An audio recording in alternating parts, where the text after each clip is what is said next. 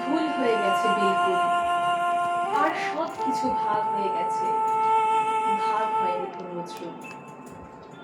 কবি অন্নদাশঙ্করের এই লেখাগুলি আজও সমানভাবে প্রাসঙ্গিক।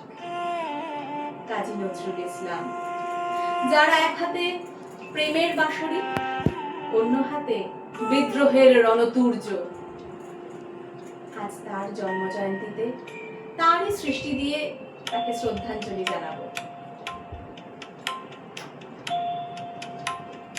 যদিও বসন্ত শেষ হয়ে গেছে, চলে গেছে অনেক দিন, তাও আমরা চাইব প্রত্যেকের মনে বসন্ত চির বিরাজমান হোক।